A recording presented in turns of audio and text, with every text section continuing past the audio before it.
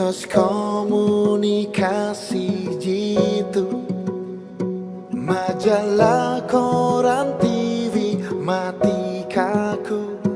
Makin semarak waktu pemilu, kamu semua pastilah tahu.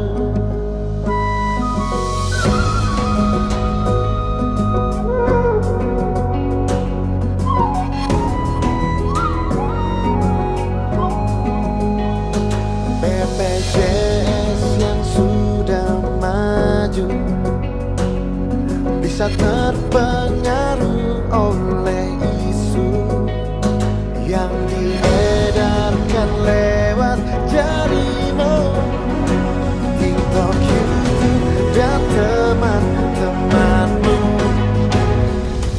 Satu lagi yang sering pilu, gara-gara WA penipu, seperti hoax yang memang palsu, peserta rugi malu tertipu.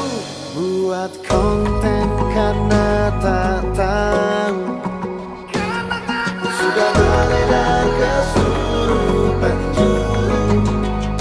Setelah dia diberi tahu,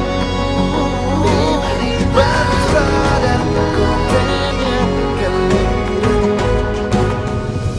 Ada yang viral, justru yang keliru. Konten koreksi justru tak laku. Oh, itu memang harus, tetapi kenyataan begitu.